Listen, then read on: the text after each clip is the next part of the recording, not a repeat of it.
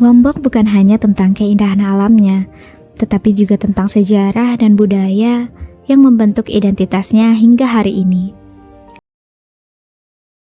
Selama 4 hari perjalanan KKL, kami menelusuri berbagai situs bersejarah yang menyimpan jejak kerajaan, tradisi, agama, dan kehidupan masyarakat Lombok dari masa ke masa.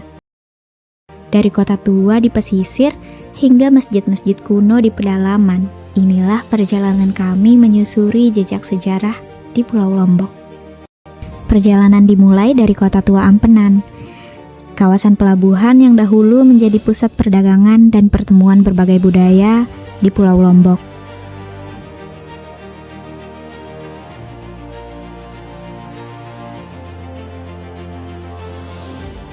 Jejak kekayaannya masih terlihat melalui bangunan kolonial, gudang-gudang tua, dan deretan ruko bersejarah yang tetap berdiri hingga kini. Kemudian perjalanan berlanjut ke Taman Mayura, taman kerajaan peninggalan Karangasem yang menjadi simbol perpaduan budaya antara Bali dan Lombok. Di tengahnya terdapat Balai Kambang yang berdiri di atas kolam besar, yang dahulu digunakan sebagai tempat musyawarah kerajaan. Taman ini menjadi bukti perpaduan budaya Bali dan Lombok yang pernah hidup berdampingan dalam sejarah.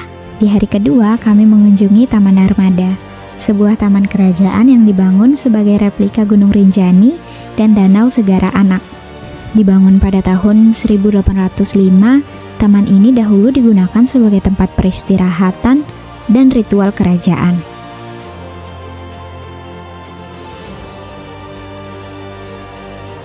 Taman Narmada menggambarkan hubungan erat antara manusia, alam, dan spiritualitas dalam budaya Lombok. Perjalanan dilanjutkan ke Pura Lingsar, sebuah tempat ibadah unik yang menjadi simbol toleransi di Pulau Lombok. Di tempat ini, umat Hindu dan komunitas Wetutelu Islam beribadah dalam satu kawasan suci. Pura Lingsar menjadi bukti bahwa perbedaan dapat hidup berdampingan dan menjadi kekuatan dalam kehidupan sosial masyarakat Lombok.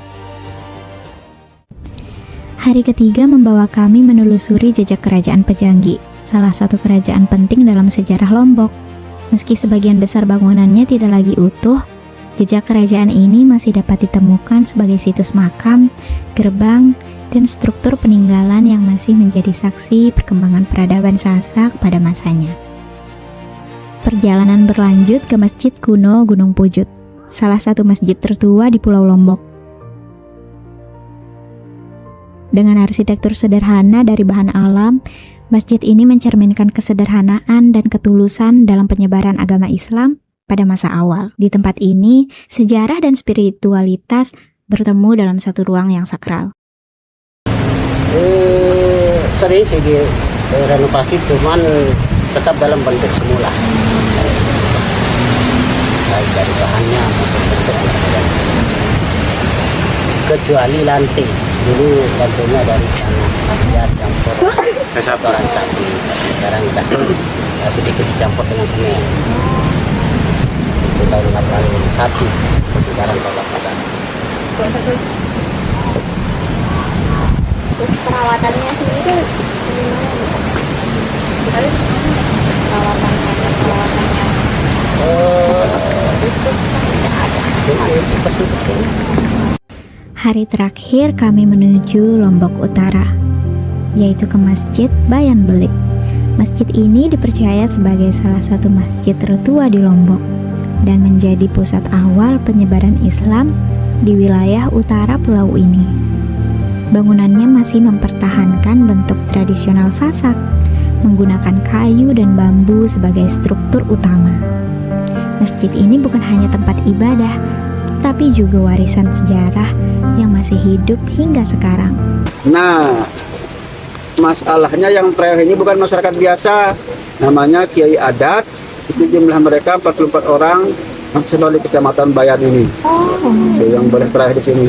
Itu yang 44 orang itu berpakaian serba putih, nggak ada yang hitam warna-warni atau gimana gitu, semua pakai warna putih.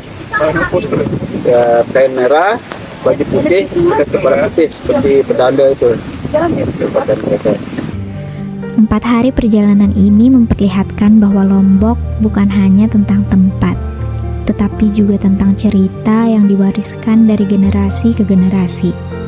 Dari Ampenan hingga Bayan Belik, kami melihat bagaimana sejarah, budaya, dan spiritualitas bersama-sama membentuk identitas Pulau Lombok. Karena memahami sejarah berarti memahami perjalanan yang membawa kita hingga hari ini.